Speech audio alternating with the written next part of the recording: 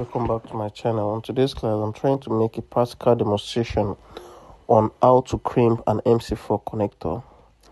So this is what an MC4 connector looks like. So we have the male and the female.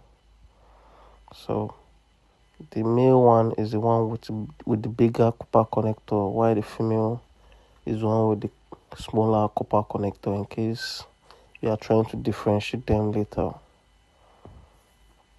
So I'll start with the stripping of my cable. So this is the tools I'm actually making use of. It has a stripper at the downside, while it has a crimper at the upper side, which can be used for an MC4 connector as well. Even though there is a proper MC4 crimper, but I don't have that, so this is the best option for me. So I'm trying to strip the cable so that it can fit into the connector and crimp it together with it. So now the cable don't have to be too long, because if it's too long, the excess cable will be revealing. So I'm just trying to cut it short to the size like that will fit into the connector itself.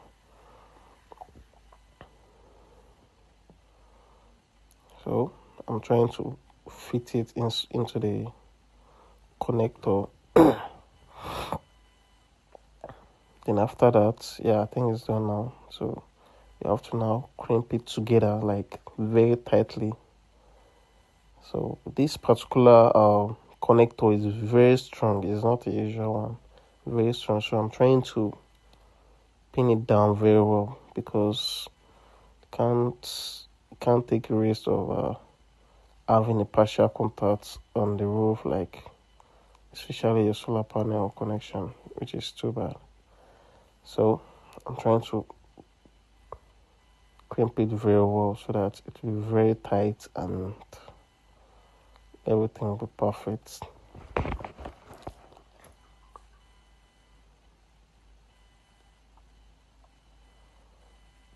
So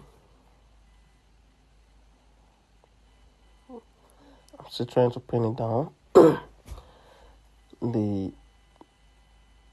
The connector is very strong, like very strong. Not a regular MC4 connector we have in the market.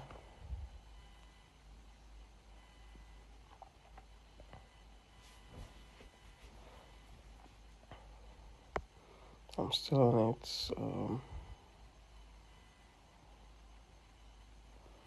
So I think I'm done with that right now.